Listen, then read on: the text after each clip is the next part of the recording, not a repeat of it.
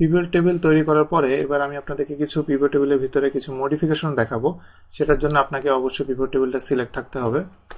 Pivot table select থাকা অবস্থায় এখানে আপনারা অলরেডি দেখেছেন যে আমি এখান থেকে আপনি ফিল্টার অপশনগুলো আপনি করতে পারবেন। এই অ্যারোগুলো দিয়ে আপনি বুঝতেই পারছেন যেগুলো আপনি ফিল্টার করতে পারবেন, যেটা একটা বেসিক মডিফিকেশন পিভট টেবিলের। এটার পরে নিচে ডান দিকে দেখেন যে মান্থ সেকশন, যেটা এই মান্থ সেকশন যদি আমি রো লেভেলের ভিতরে নিয়ে আসি তাহলে কি হয়, এটাকে আমি ড্র্যাগ করে ধরে আমি যদি রো লেভেলের ভিতরে নিয়ে আসি তাহলে দেখেন যে এটার চেহারা পুরোপুরি এখান থেকে চেঞ্জ হয়ে গিয়েছে। এবং আমি এখানে এগুলাকে এভাবে আমি কম্প্রেস করে দিতে পারবো, এভাবে মিনিমাইজ ম্যাক্সিমাইজ যে বাটন দেওয়া আছে এটার মাধ্যমে।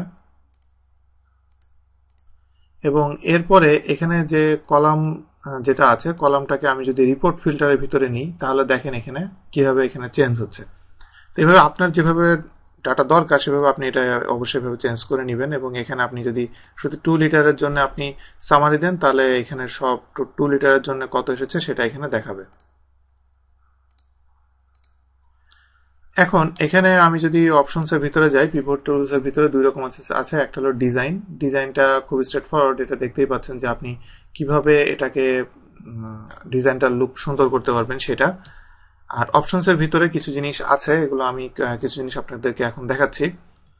এখানে দেখেন যে আমি এখানে যেটা করেছি, এখানে উপরে দেখেন যে উপরে সামারাইজ ভ্যালু বাই, এখানে আমি এগুলোকে সবই যেহেতু আমি সাম করেছি, আমি এগুলোকে যদি আমি সাম না করে আমি যদি এভারেজ করতে চাই, আমাকে জাস্ট সামারাইজ ভ্যালু বাই এটাকে সামের জায়গায় আমি যদি এখানে এভারেজ দিয়ে দিই তাহলে দেখেন যে এভারেজ অফ কোয়ান্টিটি এখানে চেঞ্জ হয়ে যাবে।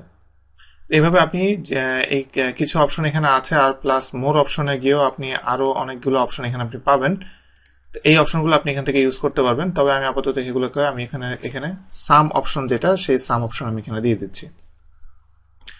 এরপরে পিভটের ভিতরে আরেকটা অপশন এখানে আছে, যেমন ইনসার্ট স্লাইসার যদি আমি এনেবল করি, এটার ভিতর থেকে বেশ কিছু অপশন এখানে আছে। যেমন আমি এখানে যদি মান্থ এবং রিজন এই দুটো আমি দিয়ে যদি ওকে দিই তাহলে দেখেন যে এখানে 2টা নতুন উইন্ডো ওপেন হয়েছে এবং এইগুলাকে আমি কালার চাইলে এখান থেকে আমি চেঞ্জ করতে পারি।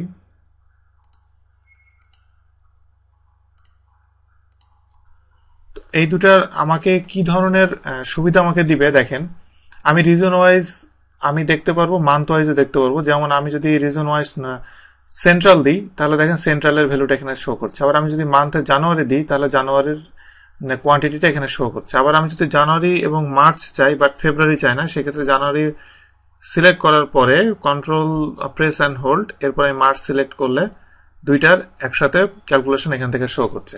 তো আপনি এই ইনসার্ট স্লাইসারের মাধ্যমে আপনি চাইলে আপনি কাজ করতে পারেন।